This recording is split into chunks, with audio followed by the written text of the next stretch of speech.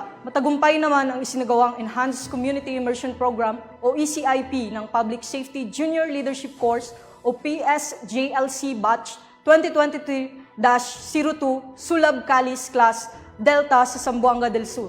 Ang balita mula kay Patrolwoman Ami Jean Cortez. Ng Enhanced Community Immersion Program ang mga miyembro ng Public Safety Junior Leadership Course Batch 2023-02 Sulab Calis Class Delta sa Barangay Mercedes, Zamboanga del Sur.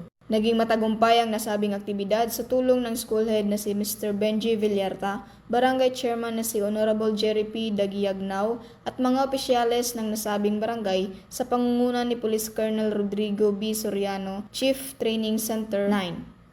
Nagpamahagi ang ating mga kapulisan ng mga tsinelas at mga pagkain. Nagkaroon din ng feeding program para sa mga batang estudyante sa nasabing barangay at konting kasiyahan sa mga kabataan sa pamamagitan ng larong basketball. Naibahagi din sa nasabing aktibidad ng handcuffing at arresting techniques, hand-to-baton techniques at basic usage of whistles, hand combat or self-defense technique at basic life support or first aid sa pangunguna ni Police Master Sergeant Yasher Hassan. Ang aktibidad ay isinagawa at ginanap sa loob ng 5 araw nitong buwan ng Pebrero mula ika-27 hanggang ika-29 ng taong kasalukuyan.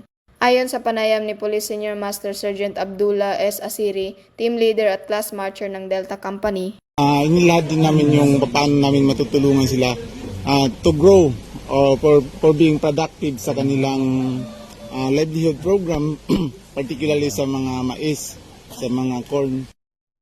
Ang projects may bigay namin regarding doon sa mga crops, sa mga seedlings.